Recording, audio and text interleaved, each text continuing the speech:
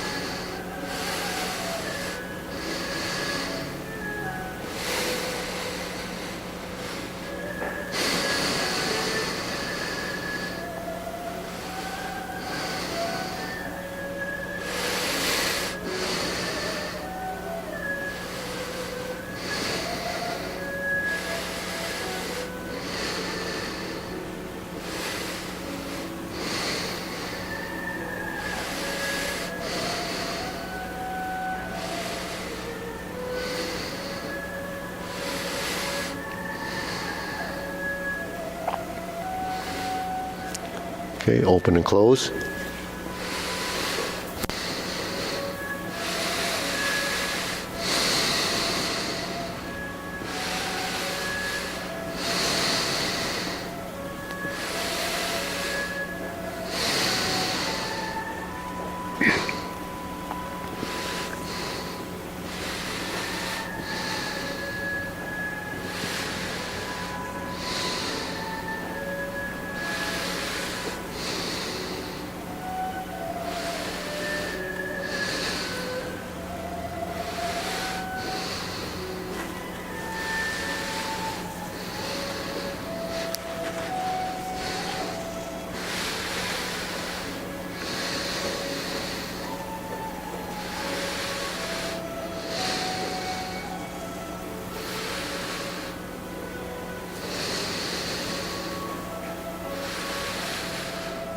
Switch.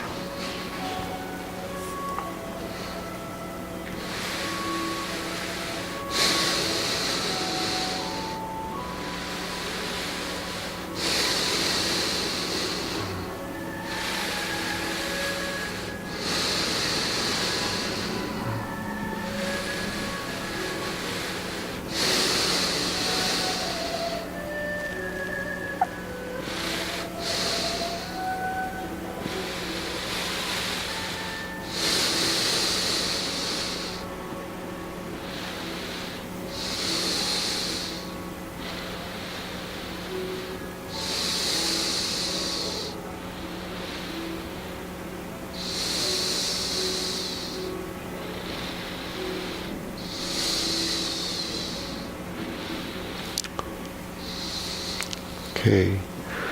Circular movement, shoulder width, feet shoulder width.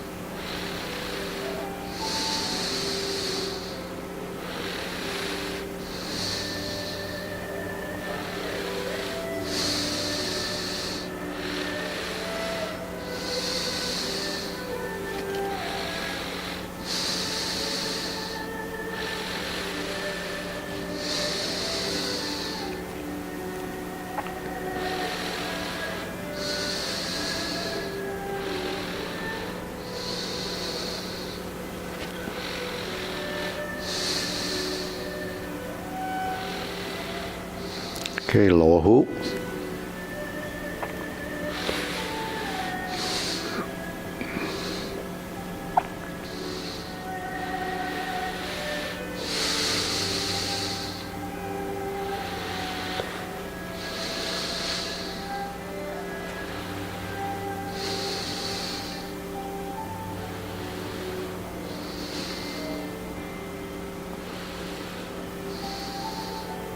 Shoulder height.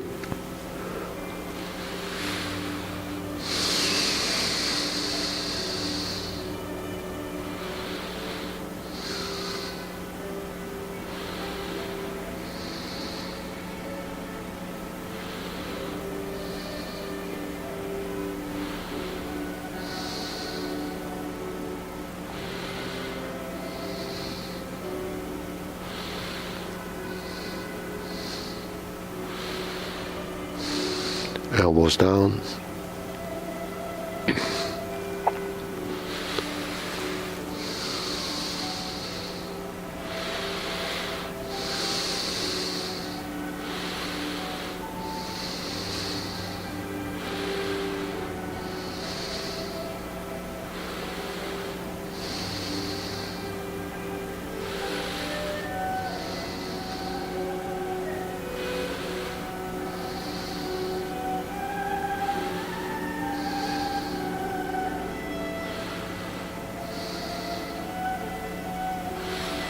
Okay, lower, palms down, straighten up.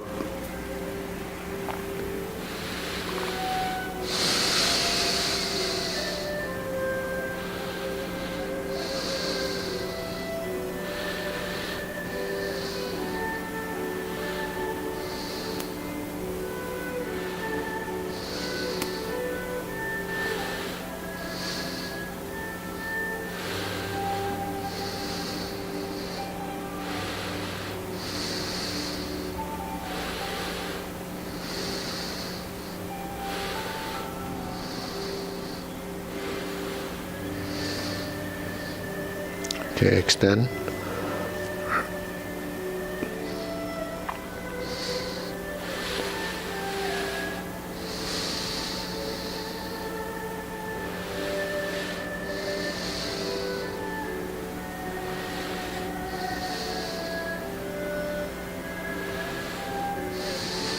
Okay, deep breathing. Inhale. Exhale. Inhale. Exhale.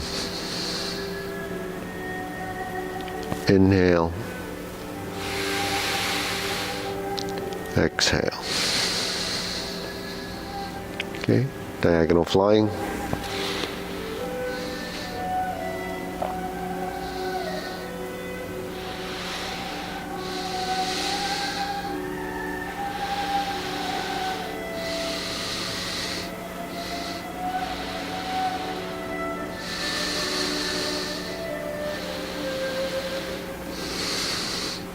Okay, switch.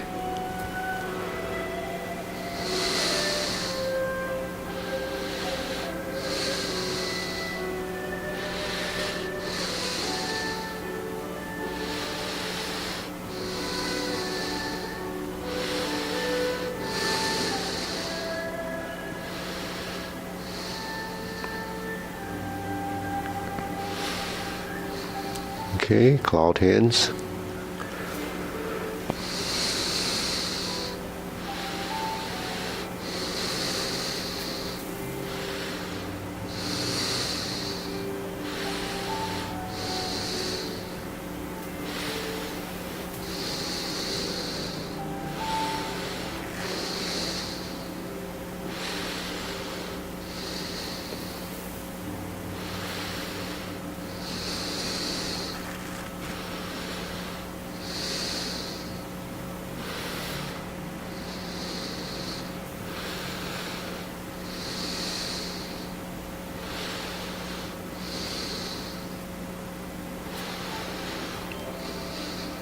Okay, we add the feet, start to pivot.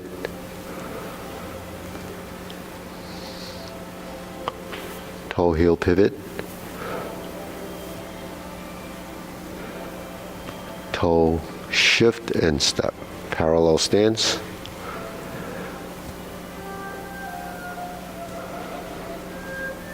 Going back.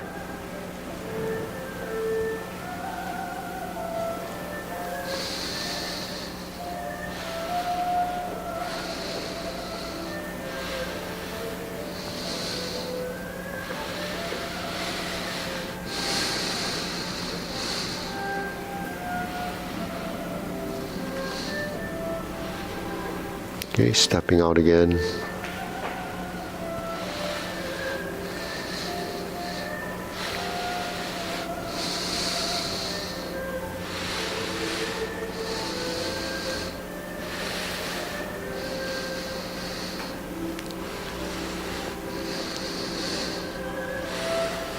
Going back.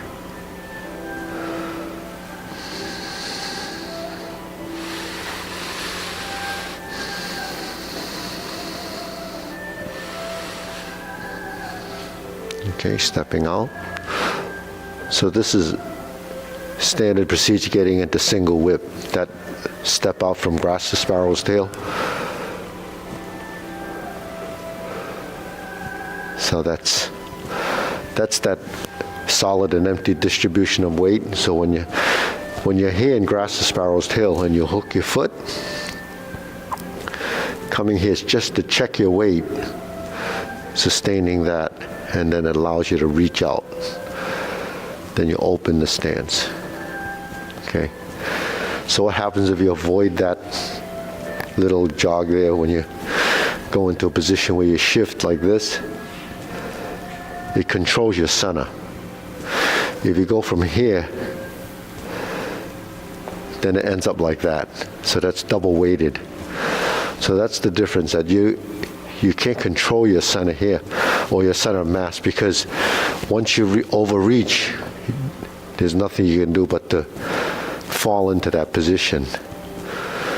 Whereas if you're here and I reach out, I can gradually drop. So I don't actually have a lot of weight here. That's why it's mobile. And you bring your leg across, or you bring your weight across as you transition. So then when the weight goes across, then it's between the hips. Okay, and that happens because this starts to push off. And then you start to continue to turn your torso to the corner. And then you reset your body. So upper and lower coordination is tying the hands to the legs. So if we're here, we begin to create this position. So I'm here. And then I start to transition across and start to turn. And then reset the center. And then you start to merge to hold the ball. Okay. So your body will start to, when it gets to merging those breakdown position, it starts to blend, and that's how you create this continuous motion. So it seems seamless, but it's actually getting the body to work as a relationship. Okay, deep breathing. Inhale. Exhale. Inhale.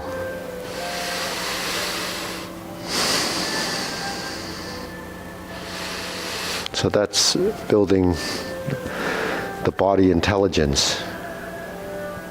Okay, and that never stops. It continues to evolve. So lower hoop.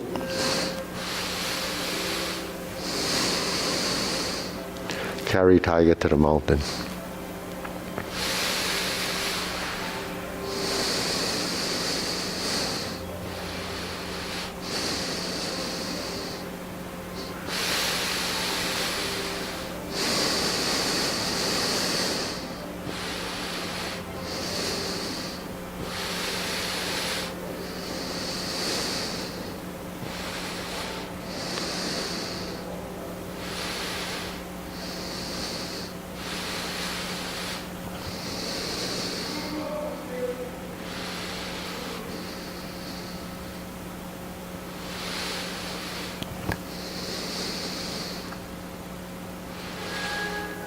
Okay, now we turn, toe heel pivot, and we do a leopard and tiger springs to mountain. And now we're building the leg work with the arm work, or the lifting and dropping of the elbows. And you merge your feet with the elbows and knees. And it should be left side out, sorry. And you're up like this. So this is by the forehead. Bend, lift up, and it's here. Okay, so from here, turn, straighten up, carry tiger to the mountain, turn to the corner, fold the elbows, lift up, sit back and sink the elbows. Cross the arms and sink into this leg as you merge, right? So you hear 1, 2, 3, and 4.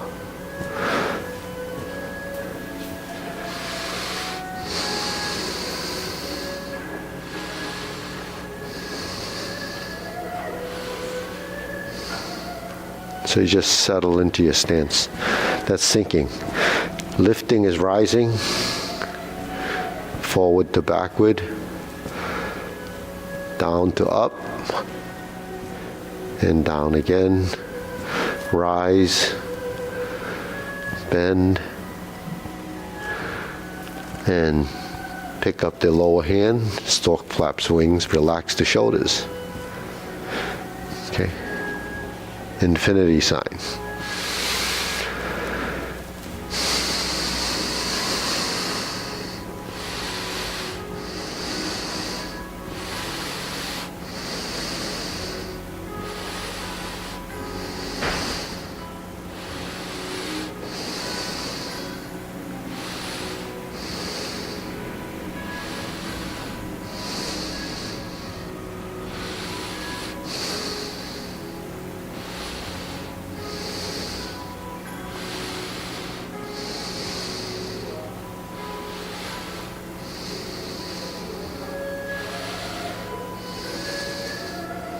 You form the fist.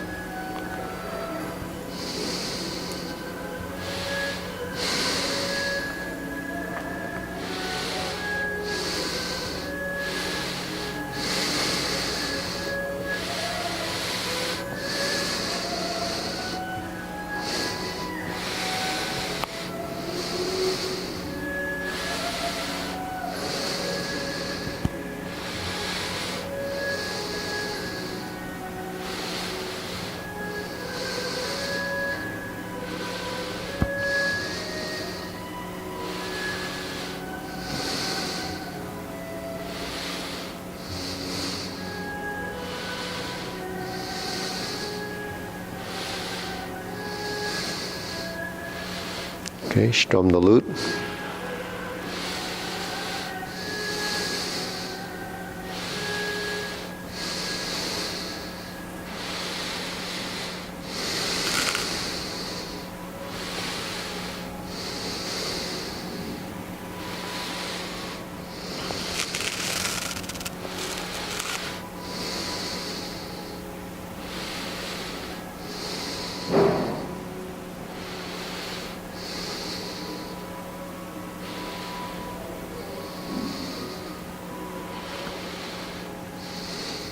Okay, draw the bow.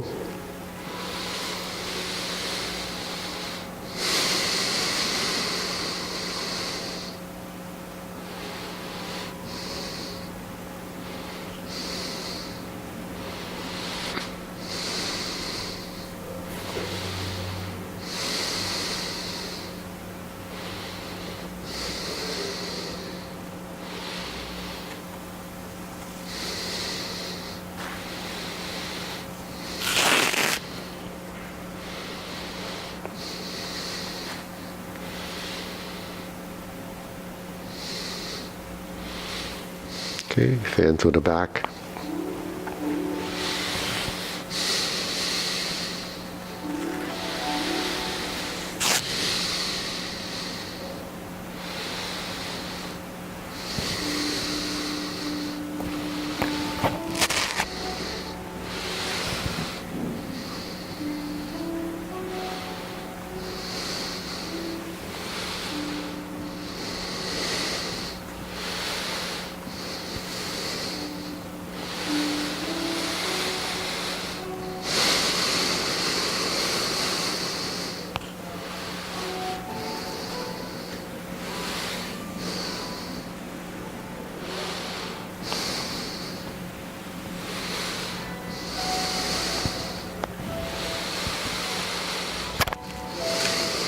Okay, raise the hand.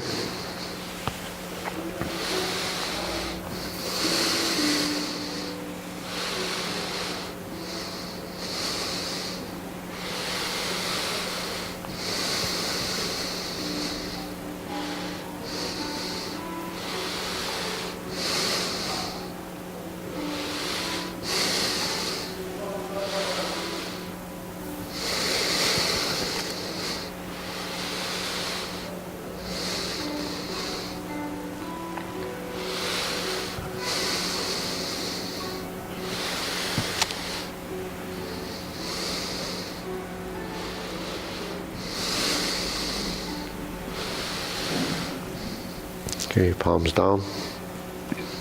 Deep breathing, inhale.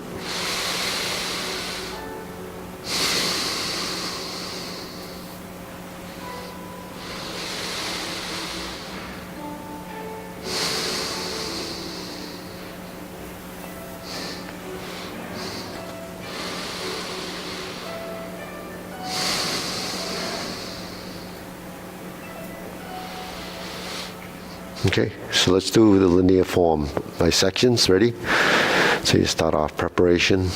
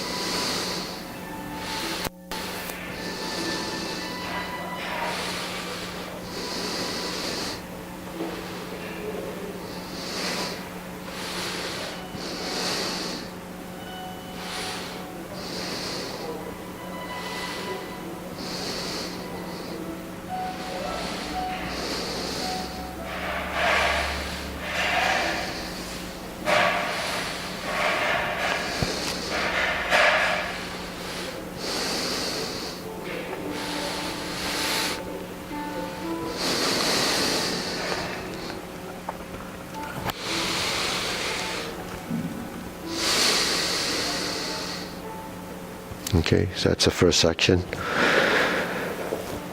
And then from here, second piece, brush knee 4 times.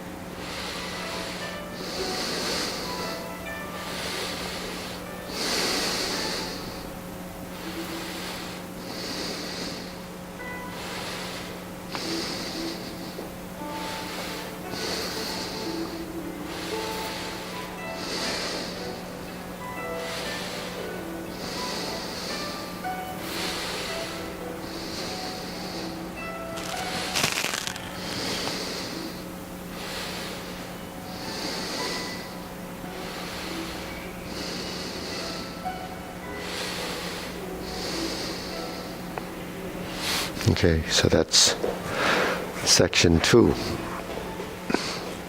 Fist on the elbow.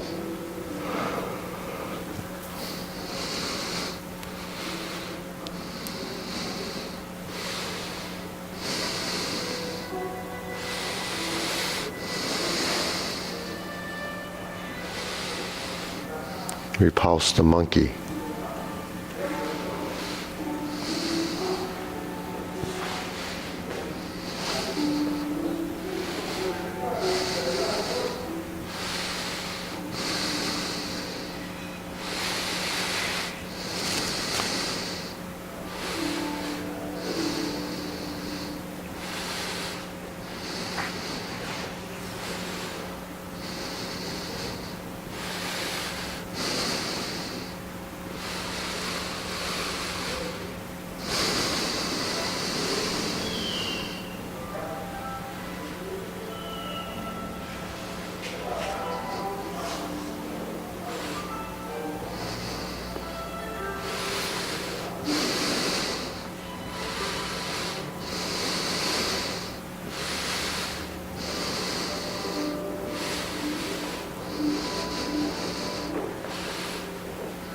No, that's over here. Step to the front, Mara.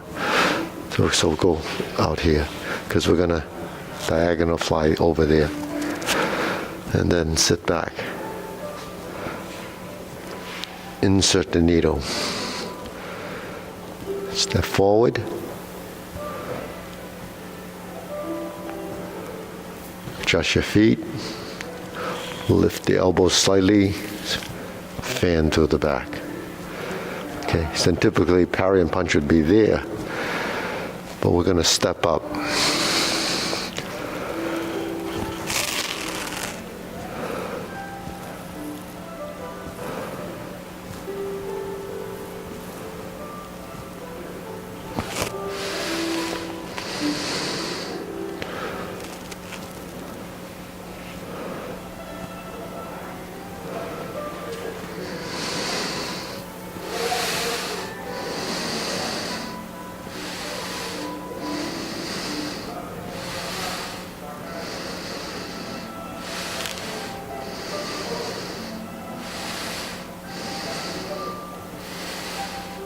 Okay, so that completes that. Then carry tiger to the mountain.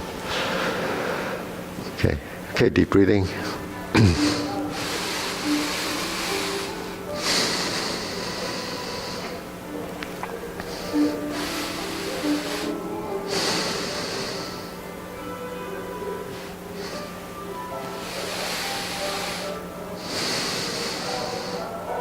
So most of the form kind of goes in this direction.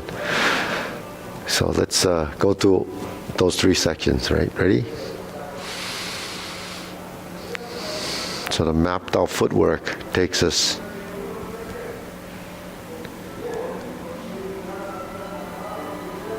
to turning this corner. And we just have one posture here, grasp the sparrow's tail. Turn your body, turn your torso.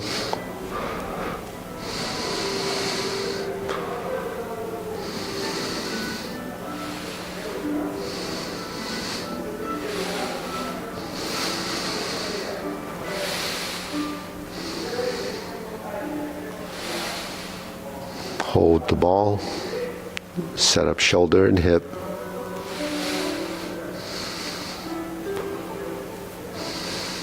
Reset the center. Press forward, press down, raise the hand. Bend from the waist. Stork flaps wings. Toe heel pivot. Facing the side, brush knee.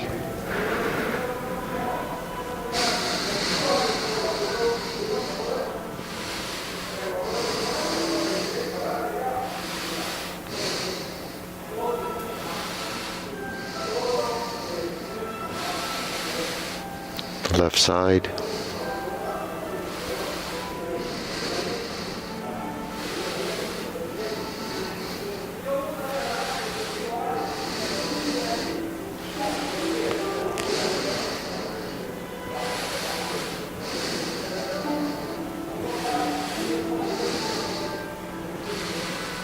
Sit back, strum the lute.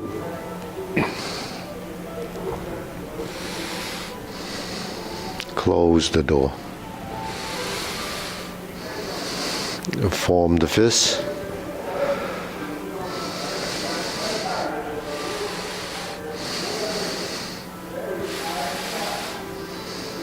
Divert, block, and punch.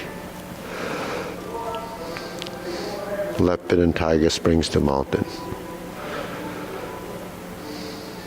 Repulse the monkey. Fist under elbow first. Reset the center. Starts off the left side.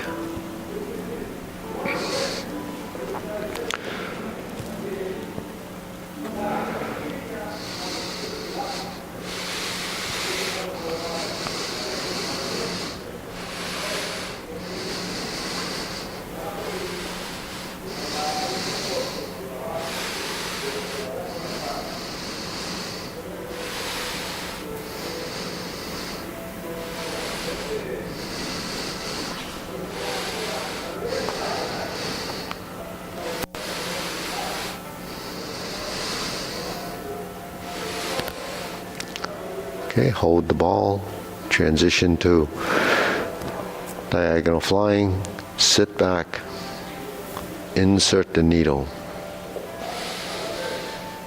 fan to the back,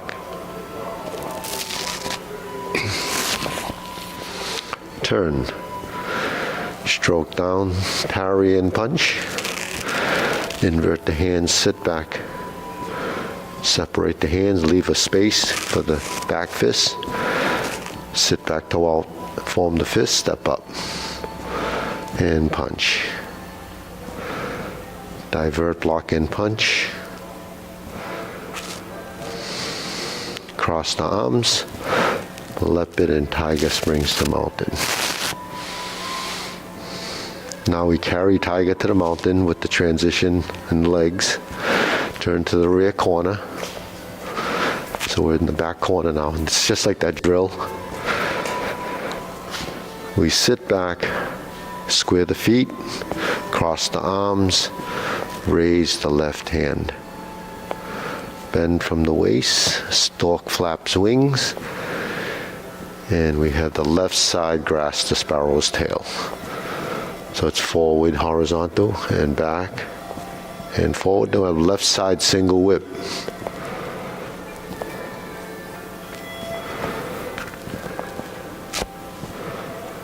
Hold the ball. Flip it over. Diagonal flying. Sit back. Like silk reeling, part the horse's mane. Step up. Stroke down. Part the horse's mane. Now we're going to cross corner, step over, walking toward the corner.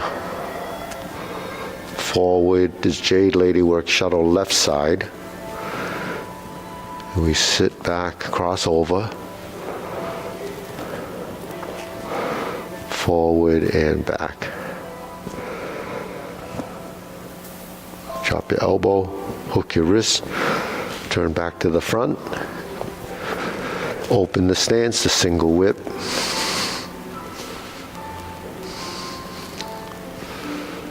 Cloud hands.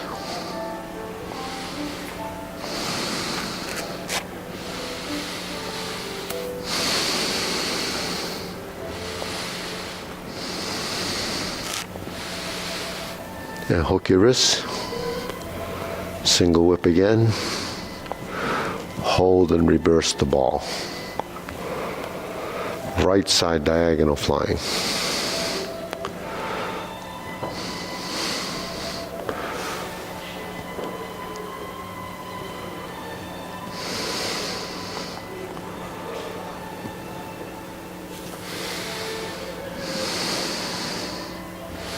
So that's closing movements, okay?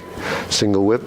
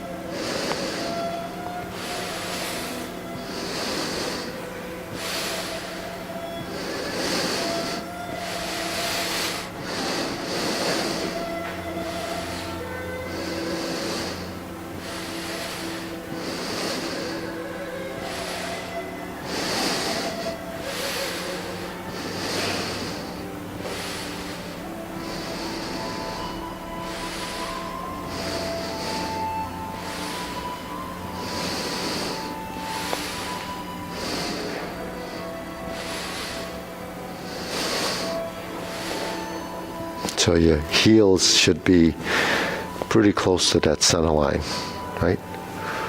Now you sit back, now you should be in a good empty stance.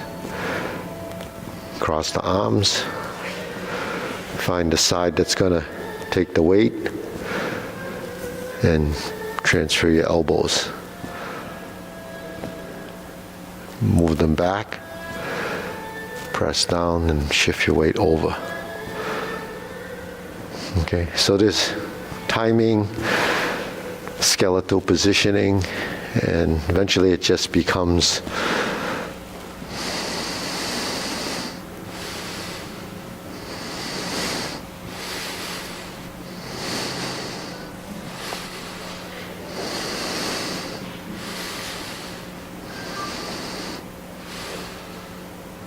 that's merging. So once the body knows, it just happens. So single whip.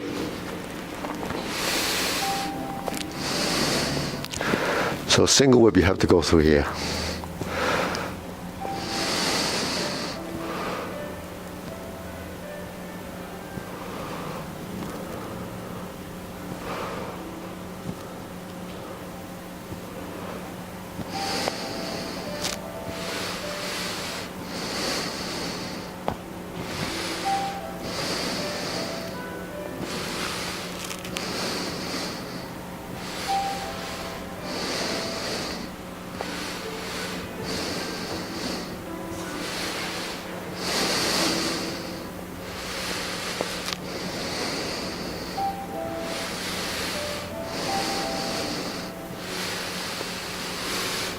So timing and precise positioning comes in through muscle memory. Yeah. Which leg is your weight on at the At the very very end?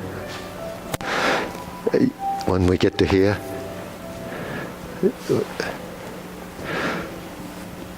it goes toe heel, heel, right? You're like this, and now this is on the heel, and then it goes here. Go back to this one. So you close it. Well, you would bring the left leg back to this side. Usually close this way, right? And you open this way, if you were doing the modern right. But the thing is, you know, when you go to, we start off like this, right? That's preparation. So the concept of double weightedness, when the weight is 50-50, if I'm standing like this, the weight is 50-50. And you can't tell whether you're in balance or out of balance, but you're vertical, so you must be balanced. But you're just letting your proprioception deal with controlling so you don't tip over. But because we're moving here, and we shift and we move, there's this minute adjustment between the feet, the hands, and the legs, right? That's really what's happening to control your center of mass. When we're here and we elbow, right, and we go forward, there's counterbalance, there's centering. So if I'm going to cross my arms, I don't want to cross them over here. I'm going to cross them over here because now there's my center. When I step to the side, I transfer my weight over here. Now my balance is here. My center of mass is here. And I lean over, right?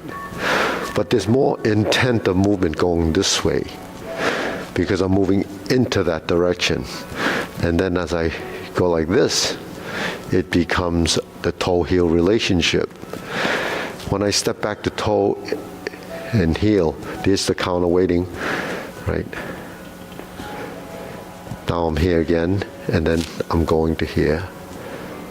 And then as I shift like this, my center of mass is being controlled here until I start to come back to this side. Then it becomes the toe-heel relationship.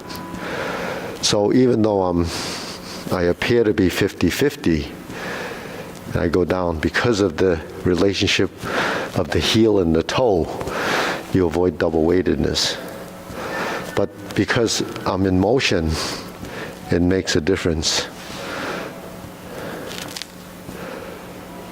as a concept. Notice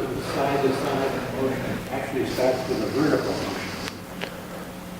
What's that? You lift your knee, that movement makes you start to move to your side. Yeah. Well, when you transfer your weight, then this is unweighted. Then you push the knee out. So pushing the knee out becomes really resting on the ball of your foot. If I put my heel down, I'm on this side. So when I'm here and I step back, there's the toe, but I'm on the toe and the heel here. I'm not like this. Even though you can stay there, but it's not comfortable. And then I shift and sit, and the heel goes down, but the weight is on the ball of your foot. If the shin is bent.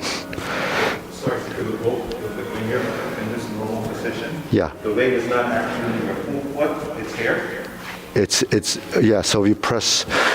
Because reason being, if you straighten your knee, Yeah. the supporting leg, Yeah. you start to straighten it. Where does the weight want to go? Forward. It goes forward. But actually, because you don't want to tip over. But actually, when you're sitting like this and you straighten the knee, the weight actually goes to the heel. Yes. So that's because the knee is straight. But when you sink in the stance, your shin goes forward. Yeah. When your shin goes forward, the more it goes, the more pressure you have on the ball of the foot. Yes. Then that becomes a ball-heel relationship. So when you're in an empty stance like this, you're not really sitting on the whole sole of your foot. Your foot is not one block of, it's numerous little bones that connect to create that structure. So between the soles of your feet and the rest of your body it is. And because there's so many little bones, there's so many little muscles that control that. So your sensory system from the sole of your feet sends the messages up here to let you know where the body is in space to stay balanced. It's pretty complicated and deep. We don't really have to overthink that. I just overthink it so that I can explain it to you. But you're aware of it. I'm aware of it, yeah. You can feel where you are in the total ball of feet. Yeah. You're aware of it. I'm aware, yeah. Well, you become aware and then it becomes subconscious, and then it becomes a reflex. Yeah. And then that reflex becomes action. And then you don't think about it. It just happens. You stay balanced, you move, and you sit, and your feet are always going to be doing what it's supposed to do. We just do things it's not supposed to do because we don't know. So knowing is really going through the process where information is transferred into subconscious behavior, which is really, it takes a long time, but it's a concept. People don't teach these concepts typically unless you're doing something that requires this information. So you don't get this information just doing, standard exercises because it doesn't go down to that. You're working muscles, but you're not working your whole, all the apparatuses and systems in your body, your sensory system, your tactile feeling, skeletal, muscle memory, muscular control, ligaments and tendons working directional alignment, letting your body learn to balance through compensating for space and time and center of mass, which really is constantly moving. Your center of mass changes in different shapes. So you calculate that, through this experience of feeling. So, but it's these concepts are pretty deep only in the sense that, it's beyond the normal, functioning person. But it is important when you start to lose it. But, when you start to lose it, it's already, something that you don't know why. Right? Why do people feel like I don't have my balance anymore? I don't feel like but it's because it's going away. It's going away here and here. If it was never there, it's just gone. So, but if you have it and you have this is a method to, approach and evolve. So this will never stop evolving if you do it. But if you stop, like anything else, it just goes away. So what can you do, as you age without, sweating profusely and getting lots of inflammation in the body and get sore after doing that? That's part of muscle growth. But do we need to build those kind of muscles, even though everybody talks about doing high intensity workouts and all the whole bit? Because I listen to or I don't agree with what everybody talks about, because some of the people that talk about it haven't gone through the age transition. I've gone through it, so I can tell you from experience, because I'm one of those elderly people that's not supposed to do any of this stuff. But the thing is, because I've done it all my life, I went through all the levels of what age-related appropriate exercise allows you to do. But you can get up to this age level and still do it without actually hurting yourself, because you know how to control it to a certain degree. You get to stop it before it happens. Whereas when you're impulsive and you're young and you have a lot of vitality, it's a mind over matter thing. Your mind says, do this, and you do it. And then at some point your body says, you're not supposed to do this, but you still try to do it. That's why there's so many injuries today, because people are athletic at a later stage in life. People playing sports, the weekend warriors, they play sports on the weekend, and they always get hurt. They tear Achilles, they injure their knees, they pull muscles, and the recovery is much longer. And once they recover, because of the atrophy, and they don't actually recover the same way. So they end up not doing it anymore, then they deteriorate.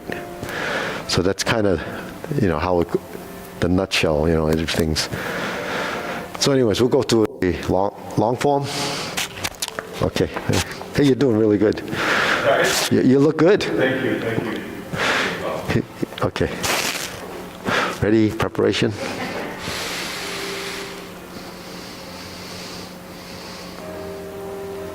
Okay, we'll see you next time.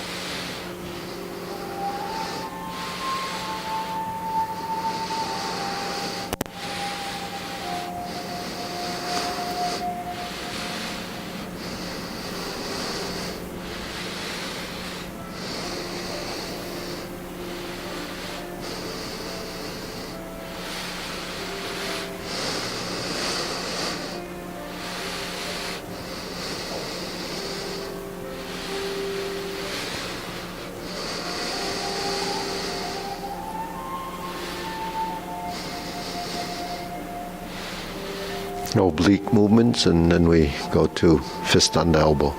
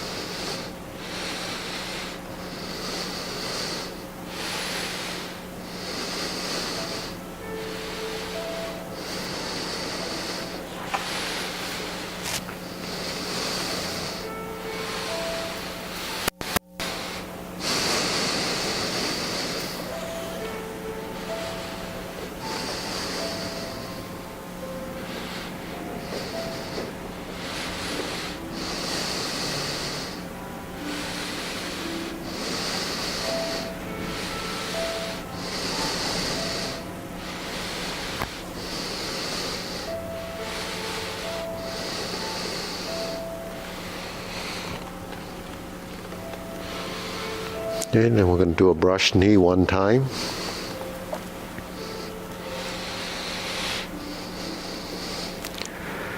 Insert the needle and fan through the back.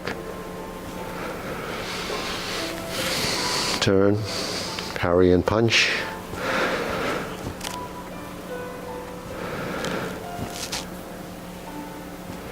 Step backwards, retreat, form the fist, divert, block, and punch.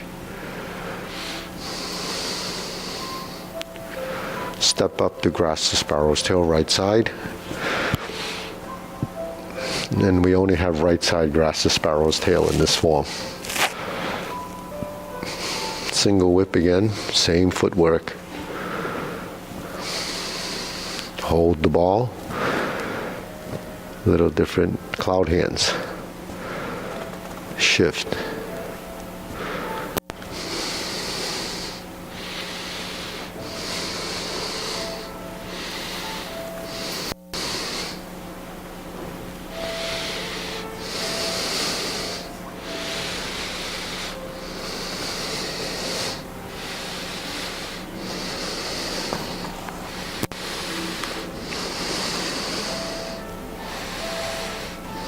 Okay, kicks.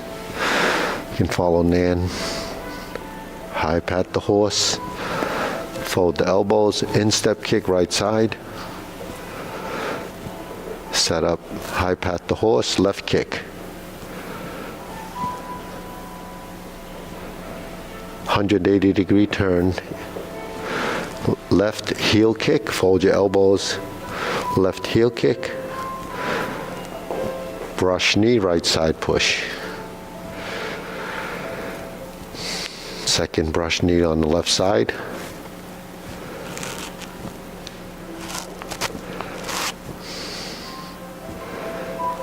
Set up like a brush knee, turn it into planting punch. Turn, back fist, parry and punch. Step up, toe forward, left side. Set up for high pat the horse. Turn to the corner. Cross step behind. Open the stance. This is beat the tiger before doing the pedal step and the parting legs. Okay, turn to the front, mirror side. Cross, open, right heel kick, 2 punches to the ear. Left hand on top, flip it over, fold the elbows, parting leg, cross, in front, pivot, pivot, left on top, fold the elbows, parting leg, stroke down, parry and punch. Form the fist, step up, and come. Just a repeat, continuous.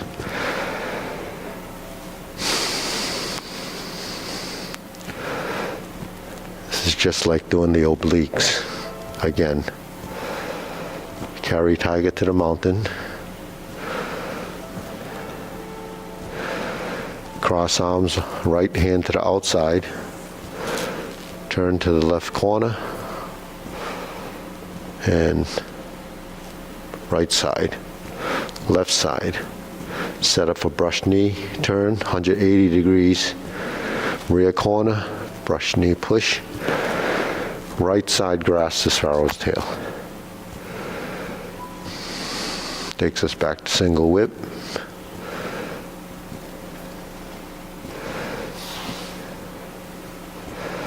We hold and reverse the ball. Right side diagonal flying. Pivot toward the street. Part the horse's mane. 5 times. Step up. 1 time on the left. 2 more times on the right.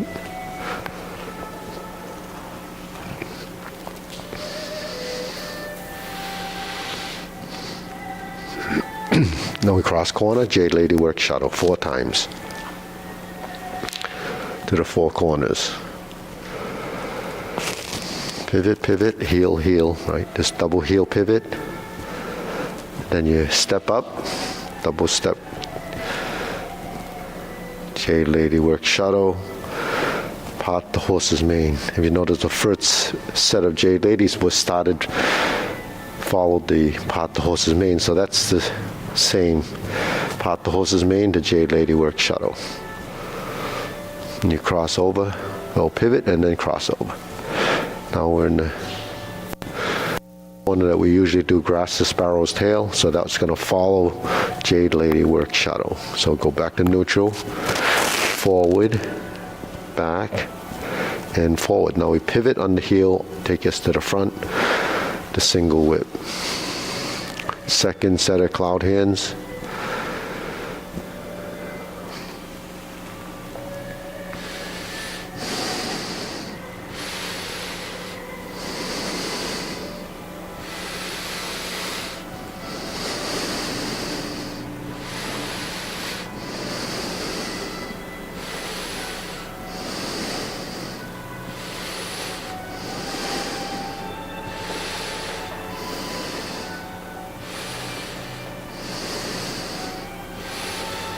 Okay, so that was the toe heel. Now we're going to cover hand, snake sticks out tongue, invert, pull down, step up to golden cockerel, stands on one leg. Press down, thrust, and opposite side. Reverse the stance, same as before. Repulse the monkey, passing through center, so you can check your weight.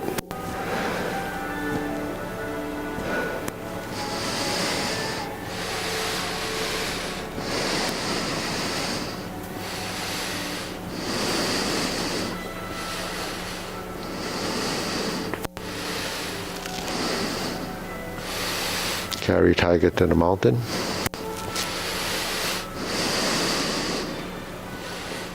Open the stance. Hold the ball. Shift. Step up. Press forward. This is your second set of fan to the back and insert needle.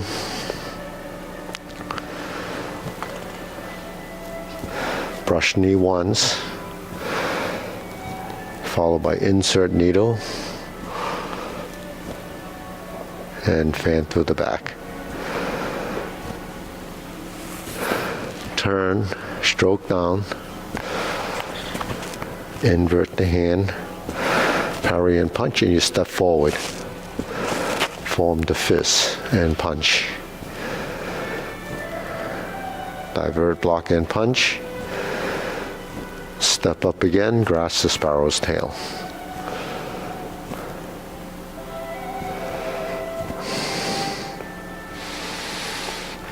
Single whip.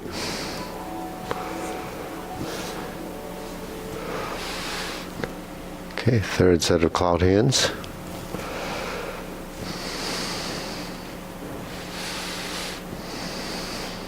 Toe heel. Heel pivot to toe and cycles through.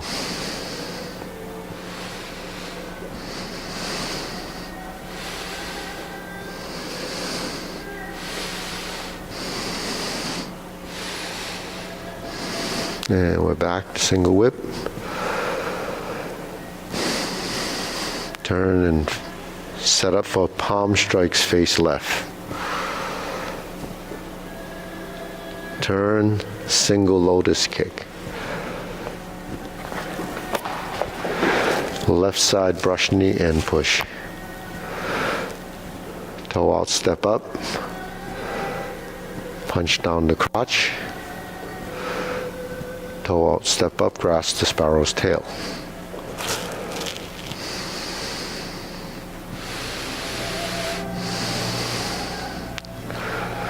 Single whip.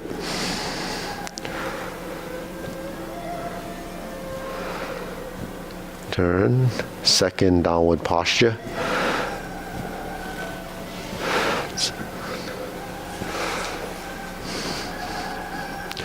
Step up to 7-star. Cross, pivot, hook, ride the tiger, left palm strikes face, change the hands to the right side as you turn, double lotus kick, draw bow to shoot tiger, and step up, palm strike face second time, turn, parry, and punch. Toe out, step up, set up your hands, flip it over, high pat the horse, sit back to 2 neutral positions, grasp the sparrow's tail.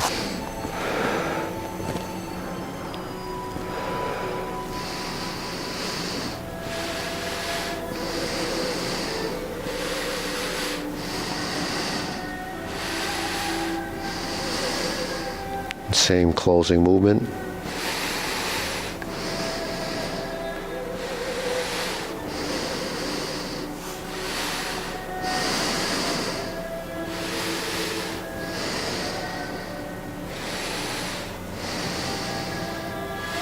Okay, deep breathing.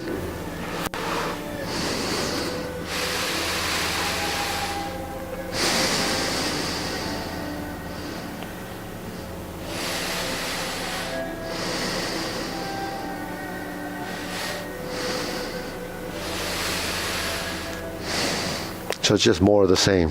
A lot of the groupings of movements you already, have formatted. You know what's going to follow. So that's sort of the knowing. And then when you go through it, if you can sort out the pieces, you using the maybe the grassless sparrow still happens a lot. If you use the cloud hands as a reference, kicks after the first set, downward posture after second set, palm strikes face after the third set, then you know that. So you can practice sections, within the cloud hand and what follows. The first section that goes all the way to first set cloud hands that's the biggest piece. But then, in that big piece, you just have repeats, the obliques, and you have the insert needle part, and that just happens twice. You have the big repeat that goes, with the repulse the monkey. The repulse the monkey has 2 versions of getting into it. One's from fist to under elbow, right? And one's the other one. After downward posture, you have the golden, right, when you're here. And then you just go backwards. And then so that's how you can distinguish what pieces you're not sure of. You kind of fill in those blanks. So it does take time, because until it's kind of in here, it doesn't get into the body. So So I know that it's like a way to learn is that you're down Tai Chi versus in linear form, and then you round that out, and then you start to think about your weight, and then you start to think about the next things that you discussed. And your center line, but we talked about hands over the knee sometimes, yeah. So I'm just finding I'm distracted by all those things. Like I just don't know what to focus on. So it's not, that information is just, when you do this and you practice, you can discover things, right? And you discover through experience. That's how you discover things. It's in every field. You discover, you do, that's what, lawyers do it, anything that you're learning through that process of discovery. But when you discover something, you don't know what you're discovering, especially something like this. So what I feed you is the information, so you don't have to second guess it all the time. If you're second guessing the movements, or where's my center line, what is that? So you don't really have to think about that, because as long as you're not tipping over and falling over, you're probably in balance. But what's the reasoning behind that balance? Then it becomes another level of understanding. You don't have to understand everything I talk about. You just have to house it. At some point in the future, that information is going to trigger the understanding. That's when the light bulb goes off. And those are called aha moments, when you figure out something that I was talking about. You might not get there for a long time. It's everybody's different. But when you're learning something like this, you can't really always compare, what one person does and another, because everyone's different.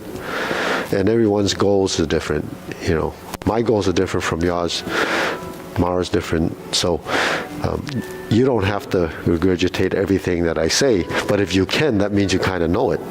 I think discover, but and actually thinking about something what you're saying, it's easier for me to go my left knee than my right knee. Yeah. So it is helpful. I just don't know Yeah. how much time I should be spending on that.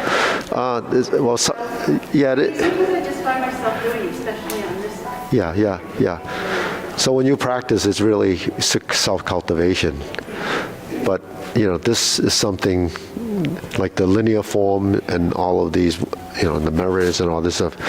That's part of teaching evolution, right?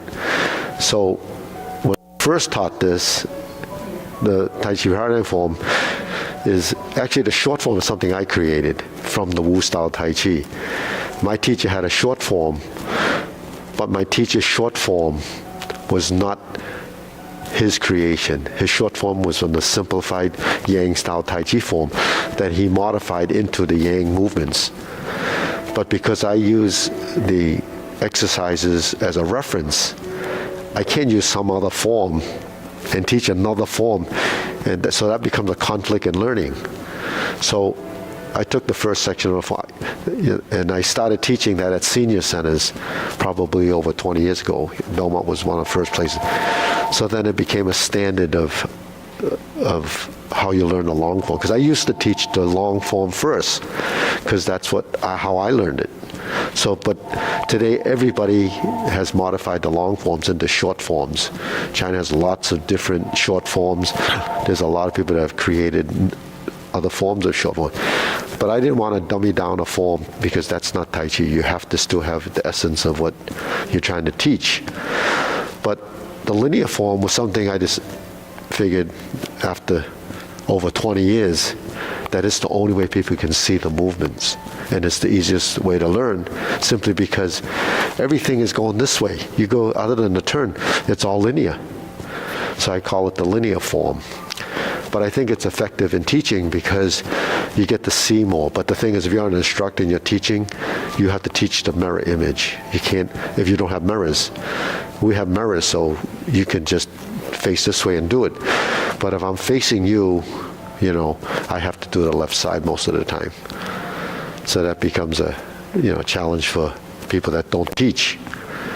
So, and then people say, well, if the movement's not on the left side, when do you do those? Well, we have them in the Tai Chi Paradigm form where you do both sides.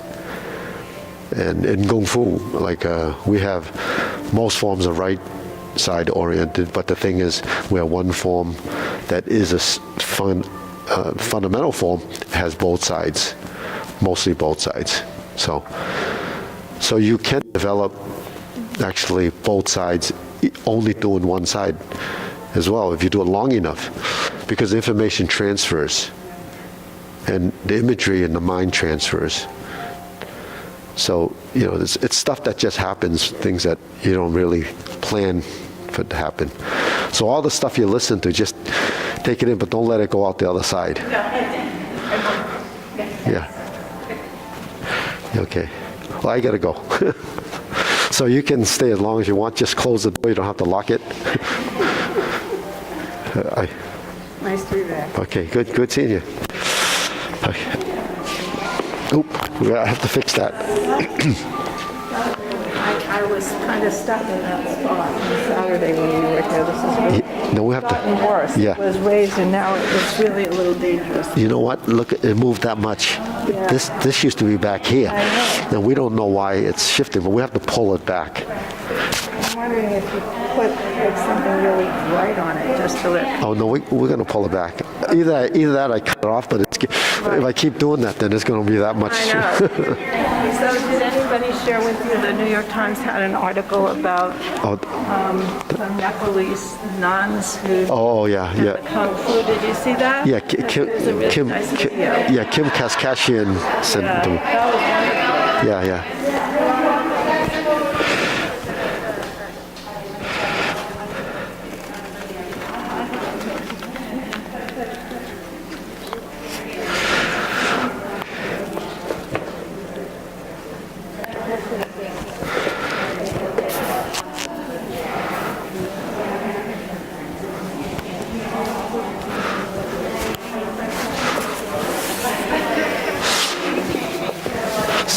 So there's no mudong in this quarter. Did you see the in this quarter? They took it minor changed the schedule, so there's no. So we can So we'll pause for a while. yeah, unless you want to do some of it on Wednesday. Oh, during the evening class? Yeah, after the modern. Modern. Might be. Just the warm-ups in the first Bill one. didn't have dinner ready for me last night when I left home, so I could give it another 15 minutes. Yeah. But we'll talk about that. We'll talk about how that fits, you know. Okay. Yeah, because there's only one or two people. So then his dad has some health issues, so he took him to hospital today. So then he didn't have to come and do a class when he doesn't know where he's gonna be. So it's kind of that's a fluid thing. But just practice what you do because you can do it on Wednesday, like Arthur does. Okay, I gotta. Yep. Yeah, I gotta go there but I forgot I gotta get my bag. Because I switched cars. No, I drove the other car that has my bag in it. I took it out, but I forgot to put it back in. You know, it has my shoes. Because I changed my shoes when I worked there, and then I have my attendance sheet on there. Okay, you're leaving your glasses there? Oh yeah, great. I'll see you later. Okay. Tonight, yeah. Okay, Mara, you played hooky a few times. I did what? You played hooky a few times. It was too slippery. But because that spot is held vacant for you. Over there, you know. Okay, I'll see you.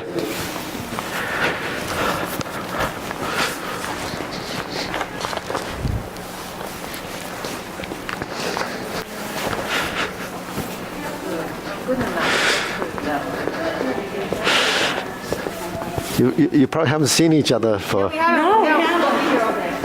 I have coffee too. It's just so nice to see one of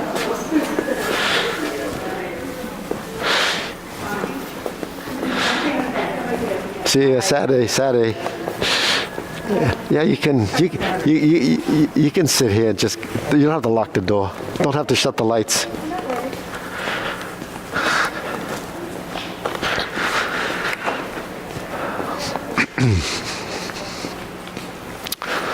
Okay, I think it stopped raining. It's not going to rain anymore today. Okay, I'll see you. Taking the elevator? Yeah, you're going to go down? You are? Yeah. Yeah, because I parked on that side.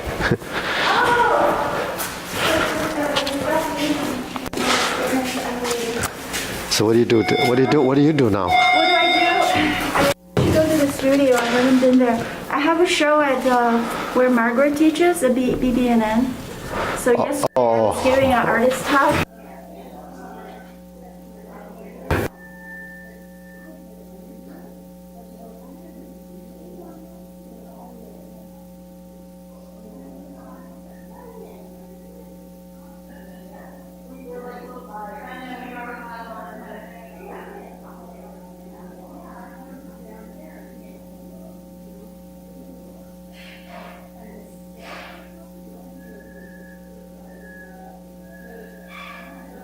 It's interesting. Yeah?